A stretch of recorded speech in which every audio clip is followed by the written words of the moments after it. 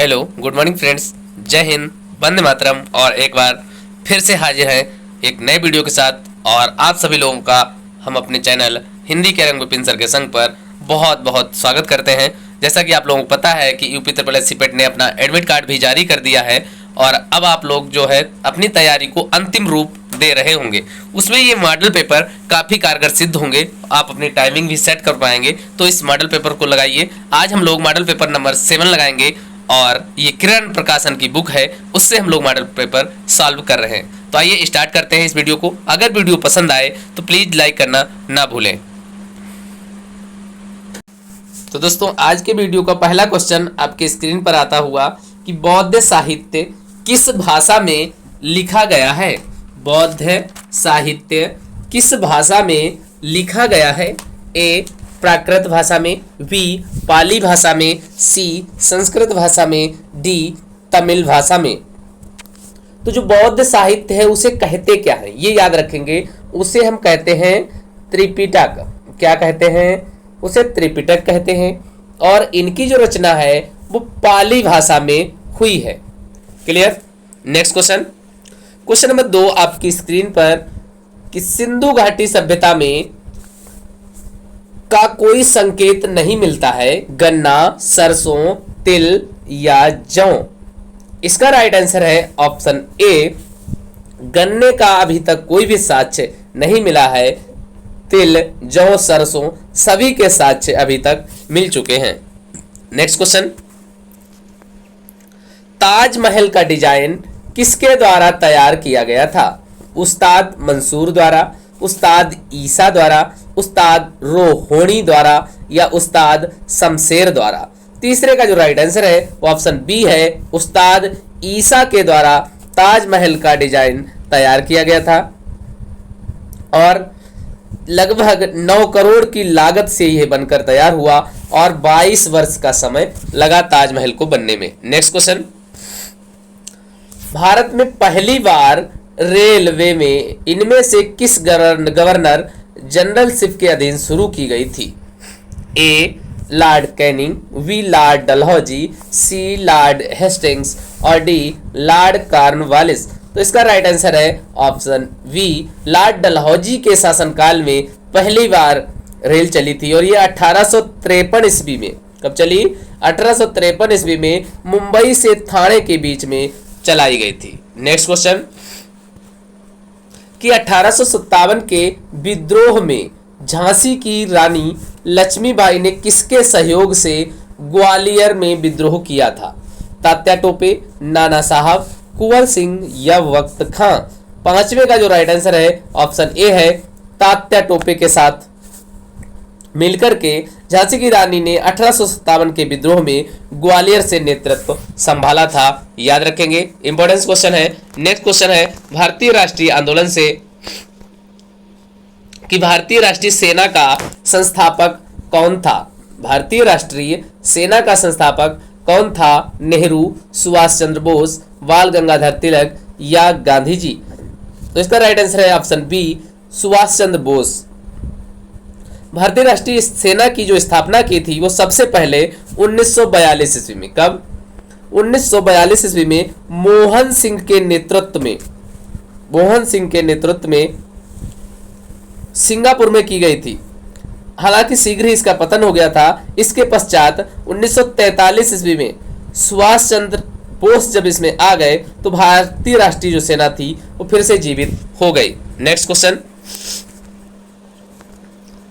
1815 में आयोजित कलकत्ता की पहली आत्मीय सभा यानी दार्शनिक चर्चा व्रत, इसके संस्थापक कौन थे।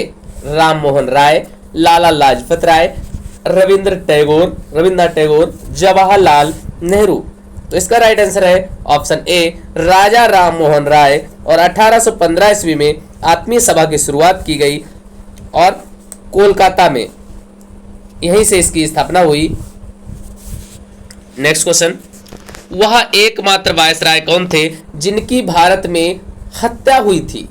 Lord Hardinge, lord Northbrook, lord Ellenborough और लॉर्ड मेयो। इसका राइट आंसर है ऑप्शन डी, लॉर्ड जो मेयो थे वो एकमात्र वायसराय थे जिनकी हत्या हुई थी और 8 फरवरी 1872 ईस्वी को लॉर्ड मेयो की हत्या कर दी गई थी अंडमान द्वीप के जो पोर्ट ब्लेयर है वहां पर। नेक्स्ट क्वेश्चन, 1924 ईस्वी में भारतीय राष्ट्रीय कांग्रेस के बेलगांव सत्र की अध्यक्षता किसने की थी? 1924 में जो भारतीय राष्ट्रीय कांग्रेस का बेलगांव सत्र हुआ था उसकी अध्यक्षता किसने की? सरोजनी नायडू, महात्मा गांधी, रविंद्रनाथ टैगोर, मोहम्मद अली जिन्ना। तो इसका राइट आंसर है ऑप्शन बी, महात्मा गांधी जी ने की थी और ये 39वां कांग्रेस का अधिवेशन था। असहयोग आंदोलन कब शुरू किया गया था? असहयोग आंदोलन कब शुरू किया गया? 1870, 1920, 1921, 1942। तो इसका राइट आंसर है ऑप्शन बी, जो असहयोग आंदोलन था वो 1920 ईस्वी में शुरू किया गया था। 1942 ईस्वी में भारत छोड़ो आंदोलन चलाया गया था और 1930 ईस्वी में सविनय अवज्ञा आंदोलन चलाया था। तीनों ही आंदोलन महात्मा गांधी जी ने चलाए थे। नेक्स्ट क्वेश्चन ज्योग्राफी से है कि वायु प्रवाह के बीच में पर्वतों के आ जाने से जो वर्षा होती है उसे क्या कहते हैं? पर्वतीय वर्षा, चक्रवातीय वर्षा, संवहनी वर्षा या अभिवहन वर्षा। तो इसका राइट आंसर है ऑप्शन ए, उसे पर्वतीय वर्षा कहा जाता है। जब वायु बहती हुई जा रही है और उसके बीच में पर्वत आ जाते हैं, उससे टकराकर जो वर्षा होती है उसे पर्वतीय वर्षा कहा जाता है। नेक्स्ट क्वेश्चन, सबसे बड़ा नदी मुहाना कौन सा है? ओब नदी का मुहाना, गंगा नदी का मुहाना, अमेजन नदी का मुहाना, नील नदी का मुहाना। तो इसका राइट आंसर है ऑप्शन बी, जो गंगा नदी का मुहाना है वो सबसे बड़ा नदी मुहाना है और नदी के इसी मुहाने पर ही डेल्टा का निर्माण होता है और सबसे बड़ा जो डेल्टा है वो सुंदरवन डेल्टा है। याद रखेंगे, सुंदरवन डेल्टा है वो सबसे बड़ा डेल्टा है। नेक्स्ट क्वेश्चन, लोकप्रिय गोपीनाथ बरदोलोई अंतरराष्ट्रीय हवाई अड्डा कहां पर स्थित है? लोकप्रिय गोपीनाथ बरदोलोई अंतरराष्ट्रीय हवाई अड्डा कहां पर स्थित है? गुवाहाटी, नई दिल्ली, अहमदाबाद या मुंबई। इसका राइट आंसर है ऑप्शन ए, गुवाहाटी में अवस्थित है। और जो गोपीनाथ बरदोलोई हैं वो असम के प्रथम मुख्यमंत्री और स्वतंत्रता सेनानी थे, इसीलिए इस अंतरराष्ट्रीय हवाई अड्डे का नाम इनके नाम पर रखा गया है। नेक्स्ट क्वेश्चन, कौन सी नदी बंगाल के शोक के नाम से जानी जाती है? कौन सी नदी बंगाल के शोक के नाम से जानी जाती है? हुबली नदी, ब्रह्मपुत्र नदी, दामोदर नदी या स्वर्ण रेखा नदी। तो इसका राइट आंसर है ऑप्शन सी, जो दामोदर नदी है वो बंगाल का शोक कही जाती है और इसका जो बाढ़ का जल है जब चढ़ता है तो 18,000 वर्ग किलोमीटर क्षेत्र को तबाह कर देता है। ये नदी पश्चिम बंगाल में लगभग 240 किलोमीटर बहकर हुगली नदी में मिलती है। नेक्स्ट क्वेश्चन, देश का पहला अल्प आधारित एकीकृत इस्पात संयंत्र कौन सा है? विजयनगर, सेलम, विशाखापट्टनम या भदावती। 15वें का जो राइट आंसर है वो सी ऑप्शन है, जो विशाखापट्टनम स्टील प्लांट है जिसे विजाग स्टील प्लांट के नाम से भी जाना जाता है और ये 1971 में स्थापित हुआ था। नेक्स्ट क्वेश्चन भारतीय अर्थव्यवस्था से है कि समावेशी विकास किस पंचवर्षीय योजना का उद्देश्य था? 10वीं, 11वीं, 12वीं या 9वीं। इसका राइट आंसर है ऑप्शन बी, 11वीं पंचवर्षीय योजना 2007 से 2012 के बीच। इसका जो मुख्य उद्देश्य था वो समावेशी विकास था। नेक्स्ट क्वेश्चन, भिलाई, दुर्गापुर तथा राउरकेला के हरित इस्पात संयंत्रों की स्थापना किस पंचवर्षीय योजना के दौरान की गई थी? दूसरी, चौथी, पांचवी या छठी। तो इसका राइट आंसर है ऑप्शन ए, दूसरी पंचवर्षीय योजना 1956 से 1961 के बीच। 1956 से 1961 के बीच। नेक्स्ट क्वेश्चन, ऊर्जा दक्षता सेवा सीमित यानी EESL द्वारा दायित्व लिए गए उजाला UJALA योजना में जे का क्या अर्थ है? जीवन, ज्योति, जागृति या जागरण। तो इसका राइट आंसर है ऑप्शन बी, ज्योति। जे का जो मतलब है वो ज्योति है। नेक्स्ट क्वेश्चन, तेंदुलकर समिति का गठन किस लिए किया गया था? बेरोजगारी को मापने के लिए, विकास दर को मापने के लिए, गरीबी को मापने के लिए या कृषि उत्पादन को मापने के लिए? इसका राइट आंसर है दोस्तों ऑप्शन सी, गरीबी को मापने के लिए तेंदुलकर समिति का गठन किया गया था और इसका गठन जो किया गया था वो 2009 में किया गया था। याद रखेंगे। नेक्स्ट क्वेश्चन, निम्नलिखित में से किस शहर में यूनियन बैंक ऑफ इंडिया का मुख्यालय है? मुंबई, लखनऊ, बेंगलुरु, कोलकाता। इसका राइट आंसर है ऑप्शन ए, मुंबई। और यह जो बैंक थी वो 11 नवंबर 1919 ईस्वी को मुंबई से ही एक लिमिटेड कंपनी के रूप में पंजीकृत की गई थी। कब? 11 नवंबर 1919 ईस्वी को। याद रखेंगे। नेक्स्ट क्वेश्चन भारतीय संविधान एवं लोक प्रशासन से है।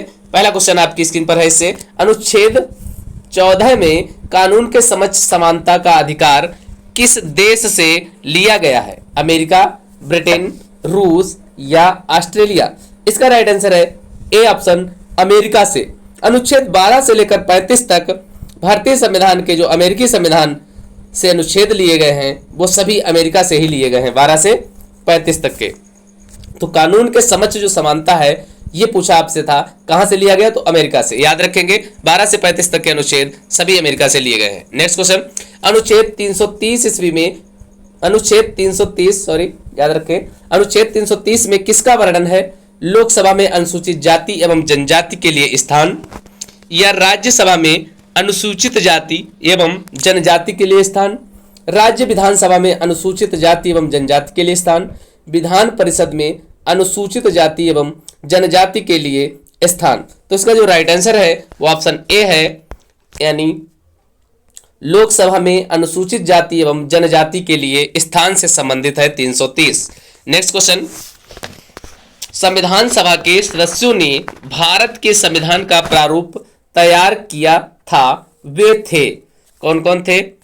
ब्रिटिश संस्था द्वारा नामित, ये गवर्नर जनरल द्वारा नामित, विभिन्न प्रदेशों की विधान सभाओं से चयनित, भारतीय राष्ट्रीय कांग्रेस तथा मुस्लिम लीग से चयनित। तो इसका राइट आंसर है ऑप्शन सी, विभिन्न प्रदेशों की विधानसभाओं से चयनित सदस्य थे। नेक्स्ट क्वेश्चन, भारत के संविधान के किस अनुच्छेद में लिखा है कि 14 वर्ष से कम आयु का बालक किसी भी फैक्ट्री या खान या अन्य कोई जोखिमपूर्ण रोजगार में कार्य नहीं करेगा? अनुच्छेद 24, अनुच्छेद 45, अनुच्छेद 330, अनुच्छेद 368। तो इसका राइट आंसर है ऑप्शन ए, अनुच्छेद जो 24 है उसमें इसका उल्लेख किया गया है। नेक्स्ट क्वेश्चन, स्थानीय स्वशासन संस्था से निर्वाचित पदधारकों को हटाने का प्रावधान कहां लागू किया गया था? बिहार में, केरल में, हरियाणा में या फिर मध्य प्रदेश में? तो इसका राइट आंसर है ऑप्शन डी, मध्य प्रदेश में। नेक्स्ट क्वेश्चन सामान्य विज्ञान से है दोस्तों,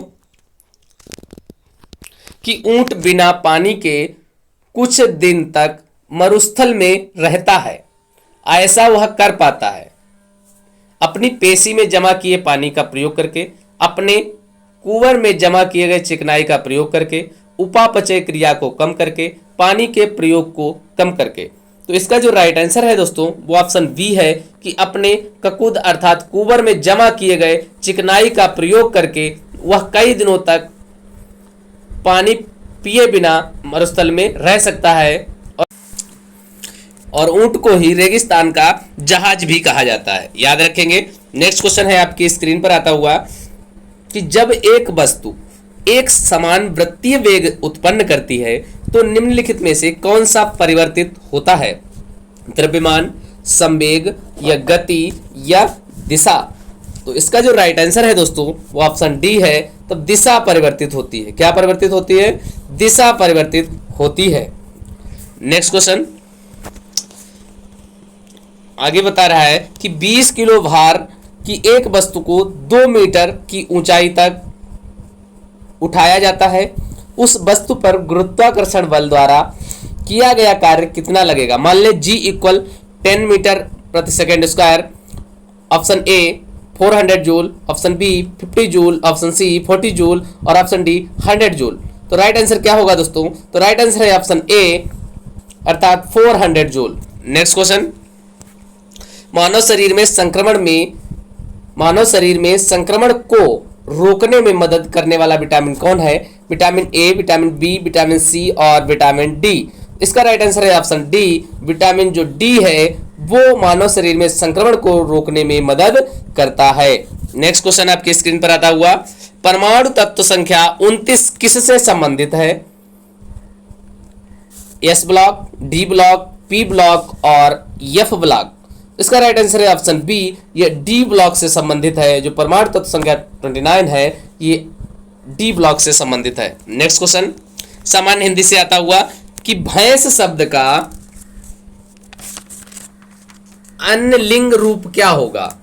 भैंसा, बैल, भैंस या भैंस। तो इसका राइट आंसर ऑप्शन ए होगा। भैंस का जो अन्य लिंग में जब बदलेंगे तो भैंसा होगा। नेक्स्ट क्वेश्चन, निम्नलिखित शब्दों के विलोम शब्दों का चयन करना है। एक देशीय, इसका विलोम क्या होगा? एक देशीय, बहुदेशीय, विदेशी, स्वदेशी या सर्वदेशीय। तो इसका जो राइट आंसर है ऑप्शन डी सर्वदेशीय होगा, यानी एक देशी एक देश के लिए, सर्वदेशी सभी देशों के लिए। Right answer is D option. Next question, जो बहुत अधिक काम करने वाला है, जो बहुत अधिक काम करने वाला है उसे क्या कहेंगे? मेहनती, कर्मठ, बलशाली या उद्यमी। तो इसका राइट आंसर बनेगा ऑप्शन बी कर्मठ। जो बहुत अधिक काम करने वाला है वो कर्मठ कहलाता है। नेक्स्ट क्वेश्चन, गिरीशा में कौन सी संधि है? गुण, दीर्घ, वृद्धि या यड़। तो इसका जो राइट आंसर है दोस्तों वो ऑप्शन बी है दीर्घ संधि। कैसे बनेगा? विच्छेद देखते हैं। गिरी प्लस ईसा बराबर क्या हो जाएगा? गिरीशा। दोनों दीर्घ हो जाएंगे, यहां पर छोटी है प्लस बड़ी है, दोनों मिलकर क्या हो जाएंगे? दीर्घ हो जाएंगे, अर्थात दीर्घ संधि है। गिरीशा में दीर्घ संधि है। नेक्स्ट क्वेश्चन, हाथ कंगन को आरसी क्या? लोकोक्ति का सही अर्थ क्या है? हाथ कंगन को आरसी क्या? लोकोक्ति का सही अर्थ क्या है? कंगन पहनने से सुंदरता बढ़ जाती है। सुंदर व्यक्ति को कंगन की जरूरत नहीं पड़ती। प्रत्यक्ष को प्रमाण की जरूरत नहीं होती। हाथ के कंगन को आईने में देखना। तो इसका जो राइट आंसर बनेगा दोस्तों वो ऑप्शन सी है कि प्रत्यक्ष को प्रमाण की कोई जरूरत नहीं पड़ती है, अर्थात हाथ कंगन को आरसी क्या। नेक्स्ट क्वेश्चन करंट अफेयर से है अगला क्वेश्चन कि भारत रेलवे के लिए किस राज्य के बीना में भारतीय रेलवे का पहला सौर ऊर्जा संयंत्र लॉन्च किया गया है? गुजरात, केरला, मध्य प्रदेश या महाराष्ट्र। तो इसका जो राइट आंसर बनेगा दोस्तों वो आपका बनेगा ऑप्शन सी मध्य प्रदेश। तो जो भारतीय रेलवे के लिए बीना मध्य प्रदेश में भारत हैवी इलेक्ट्रिकल्स लिमिटेड द्वारा एक 1.7 मेगावाट और फोटोवोल्टिक संयंत्र चालू किया गया है, याद रखेंगे मध्य प्रदेश में। नेक्स्ट क्वेश्चन, किस देश ने हाल ही में हाइड्रोजन से चलने वाली अपनी पहली ट्रेन लॉन्च की है? किस देश ने हाइड्रोजन से चलने वाली अपनी पहली ट्रेन लॉन्च की है? अमेरिका, जापान, चीन या रूस। तो इसका जो राइट आंसर है ऑप्शन बी जापान ने। नेक्स्ट क्वेश्चन, अंतरराष्ट्रीय बौद्धिक संपदा सूचकांक 5 स्टार वाला क्वेश्चन है दोस्तों, इसे नोट कर लें, जरूर भूलेंगे नहीं। अंतरराष्ट्रीय बौद्धिक संपदा सूचकांक 2022 में भारत कौन से स्थान पर रहा? 32वें, 43वें, 48वें या 52वें स्थान पर? मोस्ट इंपॉर्टेंट क्वेश्चन, और इसका राइट आंसर है दोस्तों 43 अर्थात 43वें स्थान पर भारत रहा है। और ये इंडेक्स जो है वो यूएस चैम्बर ऑफ कॉमर्स के द्वारा जारी किया जाता है। और टोटल जो अंतरराष्ट्रीय देश थे इसमें 55 देशों ने भाग लिया, उसमें से भारत 43वें नंबर पर है। नेक्स्ट क्वेश्चन, किसे जलवायु बल अंटार्कटिका अभियान में भारत का प्रतिनिधित्व करने के लिए नामित किया गया है? जलवायु बल अंटार्कटिका अभियान में भारत का प्रतिनिधित्व करने के लिए किसे नामित किया गया है? आरुषि वर्मा, अरुणिमा शर्मा, किरण मिश्रा, रत्ना रैना। चौहान का जो राइट आंसर होगा चौहान का वो ऑप्शन ए है आरुषि वर्मा को। जो राष्ट्रीय स्तर की निशानेबाज और दिल्ली की रहने वाली एक पर्यावरणविद है आरुषि वर्मा। इन्हें 2041 कब याद रखेंगे? 2041 में जो जलवायु बल अंटार्कटिका का अभियान है भारत का प्रतिनिधित्व करने के लिए चुना गया है, जो मार्च 2022 में आयोजित हो चुका है। याद रखेंगे। नेक्स्ट क्वेश्चन, भारत के पहले स्वदेशी फ्लाइंग ट्रेनर हंसा एनजी ने किस शहर में समुद्र स्तर का परीक्षणों को सफलतापूर्वक पूरा किया है? भारत के पहले स्वदेशी फ्लाइंग ट्रेनर, याद रखेंगे, गोवा, पुणे, चेन्नई या पुडुचेरी। इसका राइट आंसर है दोस्तों option D, Puducherry. Next question, Richa Ghosh ने हाल ही में क्रिकेट के किस फॉर्मेट में सबसे तेज अर्धशतक लगाया? और अर्धशतक लगाने वाली वो भारत की पहली महिला खिलाड़ी बनी है सबसे तेज। टेस्ट, T20, वनडे या T10? राइट आंसर होगा दोस्तों ऑप्शन सी, वनडे क्रिकेट में। जो भारतीय महिला टीम की विकेट कीपर है ऋचा घोष, इन्होंने एक बहुत बड़ा रिकॉर्ड अपने नाम किया है। ऋचा ने वनडे में भारत के लिए सबसे तेज अर्धशतक लगाने वाली ये पहली भारतीय महिला खिलाड़ी बनी है। इन्होंने न्यूजीलैंड के विरुद्ध 5 मैचों की वनडे सीरीज के चौथे मैच में केवल 26 गेंदों में अपना अर्धशतक पूरा किया था। नेक्स्ट क्वेश्चन, भारत सरकार ने यूक्रेन से नागरिकों को निकालने के लिए, मोस्ट इंपोर्टेंट क्वेश्चन दोस्तों, ये भी 5 स्टार क्वेश्चन है, नोट करेंगे कि भारत ने यूक्रेन से नागरिकों को निकालने के लिए किस ऑपरेशन को शुरू किया? ऑपरेशन वंदे भारत, ऑपरेशन शक्ति, ऑपरेशन दुर्गा, ऑपरेशन गंगा। तो इसका राइट आंसर है ऑप्शन डी, ऑपरेशन गंगा अभियान शुरू किया था भारत ने, जो रूस में यूक्रेन में फंसे लोग थे, जो रूस यूक्रेन तनाव बढ़ रहा था इस वजह से।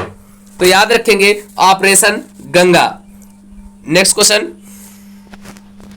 न्यू डेवलपमेंट बैंक को किस इंटरनेशनल फाइनेंस टेक सिटी में कार्यालय खोलने के लिए मंजूरी मिल गई है? Delhi international finance tech city, Gujarat international finance tech city, Bengaluru international finance tech city, Kerala international finance tech city. तो इसका जो राइट आंसर होगा दोस्तों वो होगा option B, Gujarat international finance tech city में इसे अपना कार्यालय खोलने के लिए मंजूरी मिल गई है। नेक्स्ट क्वेश्चन, किसे US international women of courage award 2022 दिया जाएगा? ईवा लांगोरिया, सैंड्रा बुलॉक, सारा फॉलिन, रिजवाना हसन। तो इसका राइट आंसर है ऑप्शन डी, रिजवाना हसन, जो कि बांग्लादेश की पर्यावरण वकील रिजवाना हसन है। इन्हें 2022 के अंतरराष्ट्रीय महिला साहस पुरस्कार से सम्मानित किया जाएगा। रिजवाना हसन, याद रखेंगे, इंपॉर्टेंट क्वेश्चन, और ये बांग्लादेश से बिलोंग करती हैं। नेक्स्ट क्वेश्चन, CDAC ने राष्ट्रीय सुपर कंप्यूटिंग मिशन के तहत किस IIT संस्थान में परम गंगा नाम का, इंपॉर्टेंट क्वेश्चन ये भी है दोस्तों, परम गंगा नाम का एक सुपर कंप्यूटर डिजाइन और स्थापित किया है? IIT Delhi, IIT Pune, IIT Roorkee, IIT Chennai. तो इसका जो राइट आंसर है दोस्तों वो ऑप्शन सी है, IIT रुड़की। नेक्स्ट क्वेश्चन सामान्य जागरूकता से है कि उत्तरी ध्रुव पर पहुंचने वाला प्रथम भारतीय कौन था? उत्तरी ध्रुव पर पहुंचने वाला प्रथम भारतीय कौन था? नील परमजीत, अरुण नायर, अजीत बजाज, संजय थापर। तो इसका राइट आंसर है ऑप्शन सी, अजीत बजाज जो है उत्तरी ध्रुव पर पहुंचने वाले पहले भारतीय हैं, और वह अपनी बेटी दिया के साथ 16 मई 2018 को माउंट एवरेस्ट पर चढ़ गए थे, जिससे भी ऐसा करने वाले पहले पिता पुत्री की जोड़ी बनी। कब चढ़े ये? 2018 में, याद रखेंगे। और इनकी बेटी थी दिया, उसका भी नाम याद रखेंगे। बेटी दिया के साथ ये अजीत बजाज भी चढ़ गए माउंट एवरेस्ट पर, और ऐसा करने वाले पिता पुत्री की जोड़ी ये पहली जोड़ी है। और उन्हें 2012 में साहसिक पर्यटन के विकास में योगदान के लिए पद्मश्री से सम्मानित किया गया था। 2012 में इन्हें पद्मश्री अवार्ड भी मिला है अजीत बजाज को। नेक्स्ट क्वेश्चन, राष्ट्रपति का आदेश भारतीय संविधान के तहत जारी किया गया जिसमें जम्मू कश्मीर राज्य के लिए संविधान में विभिन्न अपवादों और संशोधन की अनुमति देता है? अनुच्छेद 304 एक डी, अनुच्छेद 340 का फर्स्ट डी, अनुच्छेद 370 वन का डी, और अनुच्छेद 314 वन का डी। तो इसका जो राइट आंसर बनेगा दोस्तों वो आपका बनेगा ऑप्शन सी, अर्थात अनुच्छेद 370 first D, this is the right answer. Next question, Karnataka में विश्व में सर्वाधिक संख्या में एशियन हाथी पाए जाते हैं, कहाँ? Nagarhole tiger reserve, Ranthambore tiger reserve, Khanna tiger reserve या बांधवगढ़ राष्ट्रीय पार्क। इसका राइट आंसर है option A, Nagarhole tiger reserve. Next question, the Google story नामक पुस्तक की रचना किसने की है? द गूगल स्टोरी नामक पुस्तक किसने लिखी? Frederick फोर्सेथ, Vikram Seth, David A बिसे, शोभा डे। तो 64 का जो राइट आंसर है दोस्तों वो ऑप्शन सी है, डेविड ए बिसे। इन्होंने द गूगल स्टोरी नामक पुस्तक की रचना की। नेक्स्ट क्वेश्चन, वर्ष 2011 की जनगणना के अनुसार भारत का कुल वना आवरण क्षेत्र कितना है? 17.80%, 23.42%, 21.05%, 22.07%। इसका जो राइट आंसर है दोस्तों वो ऑप्शन सी है, 21.05% वनावरण क्षेत्र है। नेक्स्ट क्वेश्चन, भारत रत्न और पद्मश्री पुरस्कार को वर्ष में आरंभ किया गया, कब? 1964, 1958, 1968 या 1954 ईस्वी में। तो ये राइट आंसर है दोस्तों ऑप्शन डी, 1954 ईस्वी से भारत रत्न और पद्मश्री पुरस्कार को आरंभ किया गया है। नेक्स्ट क्वेश्चन, कर्नाटक के हम्पी में स्थित मंदिर कौन सा मंदिर है? स्थापत्य कला का एक उत्कृष्ट उदाहरण है, मीनाक्षी मंदिर, लिंगराज, विट्ठल या अक्षरधाम। तो इसका राइट आंसर है ऑप्शन सी, विट्ठलनाथ का ये मंदिर है और ये हम्पी के उत्तर पूर्वी भाग में तुंगभद्रा नदी के तट पर स्थित है और यह जो मंदिर है भगवान विष्णु को समर्पित है, याद रखेंगे भगवान विष्णु को समर्पित है। नेक्स्ट क्वेश्चन, किस प्रसिद्ध व्यक्ति के नाम पर एक लघु ग्रह का नाम रखा गया है? किस प्रसिद्ध व्यक्ति के नाम पर एक लघु ग्रह का नाम रखा गया है? मिल्खा सिंह, ए आर रहमान, विश्वनाथन आनंद या सचिन तेंदुलकर। इसका राइट आंसर बनेगा दोस्तों ऑप्शन सी, विश्वनाथन आनंद के नाम पर एक लघु ग्रह का नाम रखा गया है, याद रखेंगे। और इस ग्रह का जो नाम है वो विषानंद रखा गया है, 4528 विषानंद। नेक्स्ट क्वेश्चन, सार्क की पहली महिला महासचिव किस देश की है? सार्क की पहली महिला महासचिव किस देश की है? भारत, मालदीव, भूटान, श्रीलंका। तो इसका राइट आंसर है ऑप्शन बी, मालदीव की है और फातिमा धियाना सईद जोक। पूरा नाम क्या है? फातिमा धियाना सईद जोक।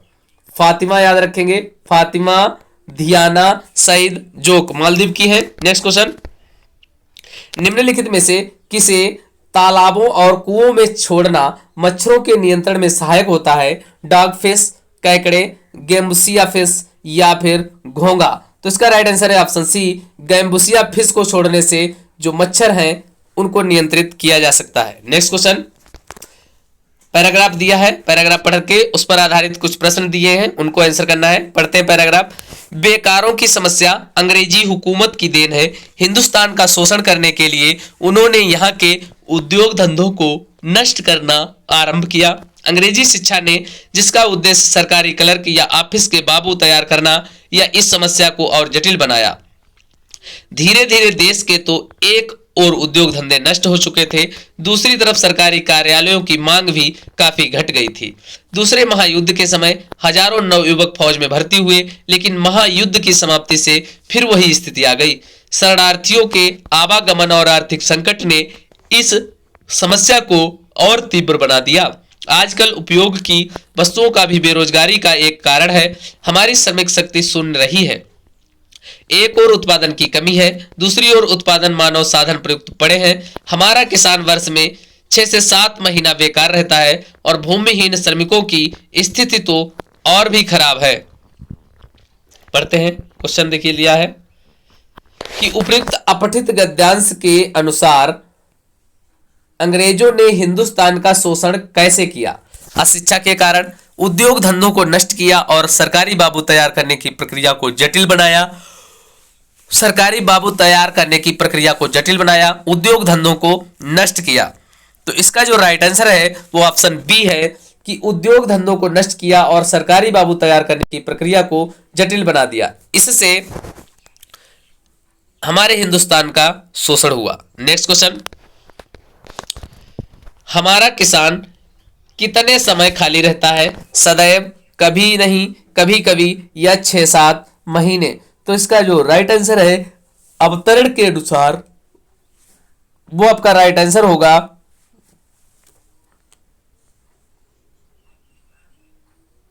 6-7 महीने खाली रहता है। गद्यांश के अनुसार 6-7 महीने राइट आंसर होगा। नेक्स्ट क्वेश्चन, निम्नलिखित अपठित गद्यांश का शीर्षक क्या होगा? बेरोजगारी का इतिहास, भारत का किसान, भारत एक गरीब देश, भारत में बेरोजगारी की समस्या।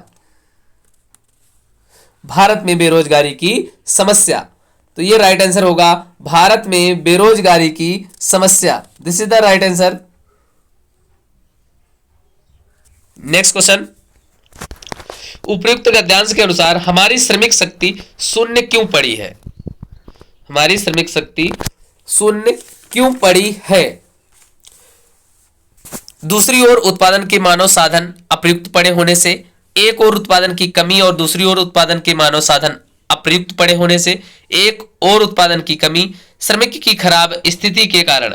तो इसका जो राइट आंसर होगा पैरा के अनुसार वो होगा ऑप्शन ए, दूसरी ओर उत्पादन के मानव साधन अप्रयुक्त पड़े होने के वजह से। नेक्स्ट क्वेश्चन, उपयुक्त गद्यांश के अनुसार बेकारी की समस्या किसकी देन है? अशिक्षा की, देशवासियों की, अंग्रेजी हुकूमत की, भारत के प्रधानमंत्री की। तो इसका जो राइट आंसर है वो अंग्रेजी हुकूमत होगा कि जो बेकारी की समस्या है वो देन किसकी है? तो अंग्रेजी हुकूमत की देन है, याद रखेंगे। नेक्स्ट क्वेश्चन, फिर से पैरा पढ़ना है। प्राचीन काल में मानव को कपास और कपड़े के लिए कताई बुनाई का ज्ञान नहीं था, इसलिए वह वृक्षों की छालों और पत्तों से अपने शरीर को ढक लेता था। वृक्षों की डाल पर, वृक्षों के नीचे या किसी पर्वत की ओट में सो जाता था। समय बीतने पर मानव ने अपनी सुरक्षा और सुविधा की बात पर विचार किया। एक दिन उसने अचानक 2 पत्थरों के टकराने से आग की चिंगारी निकलते देखी। धीरे धीरे आग का उपयोग वह जान गया। तब से वह मांस को भूनकर खाने लगा। धीरे धीरे पत्थर के स्थान पर कांस्य और लोहे के हथियार बनने लगे, इसलिए इसी को कांस्य युग कहते हैं। इसी युग में मानव ने खेती करना भी सीख लिया। कालांतर में पहिए का आविष्कार हुआ। वस्तुतः यह विश्व का सबसे महत्वपूर्ण आविष्कारक था। इसी के कारण मोटर, रेलगाड़ी, वायुयान तथा अनेक प्रकार की मशीनों का उपयोग शुरू हुआ। क्वेश्चन सुनिए, इस पर आधारित जो क्वेश्चन है कि प्राचीन काल में मानव कहां सोता था? वृक्षों के नीचे, झोपड़ी में, पहाड़ों पर या नदियों के किनारे। तो इसका जो राइट आंसर है वो ऑप्शन ए होगा, वृक्षों के नीचे। नेक्स्ट क्वेश्चन, आग का आविष्कार कैसे हुआ था? आग का आविष्कार कैसे हुआ था? जंगल में आग लगने से, 2 पत्थरों के टकराने पर निकली चिंगारी से, या दियासलाई से, या खोज और अनुसंधान से। तो इसका राइट आंसर है ऑप्शन बी कि 2 पत्थरों के टकराने पर जो चिंगारी निकली उससे ही आग का आविष्कार हुआ। नेक्स्ट क्वेश्चन है, कांस्य के हथियार बनाने से पाषाण युग समाप्त हो गया और तब जिस युग का सूत्रपात हुआ वह था लौह युग, पाषाण युगांत, कांस्य युग या आधुनिक युग। तो इसका जो राइट आंसर होगा दोस्तों कांस्य युग। Option C is correct answer. Next question, मानव ने खेती करना किस युग में सीखा? मानव ने खेती करना किस युग में सीखा? पूर्व पाषाण युग में, पाषाण युग में, परापाषाण युग में या कांस्य युग में? तो इसका जो राइट आंसर होगा वो ऑप्शन डी होगा, कांस्य युग में मानव ने खेती करना सीखा। नेक्स्ट क्वेश्चन, कि पहिए के आविष्कार से सबसे बड़ा लाभ क्या हुआ था? आधुनिक मशीनें और परिवहन के साधन बने, बच्चों के खिलौने बने, हल बना, हथगोला बना। तो इसका राइट आंसर है ऑप्शन ए कि आधुनिक मशीनें और परिवहन के साधन बने। जब पहिए का आविष्कार हो गया उसी से ही हमारे आधुनिक जो मशीनें हैं, परिवहन है, उसके साधन निर्मित हो सके। तो आज के वीडियो में इतना ही दोस्तों। अगर वीडियो पसंद आया हो तो प्लीज लाइक करना ना भूलें, और अगर पहली बार चैनल पर आपने विजिट किया है तो प्लीज चैनल को सब्सक्राइब भी कर लें। तो मिलते हैं फिर एक नए वीडियो में, तब तक के लिए जय हिंद, वंदे मातरम।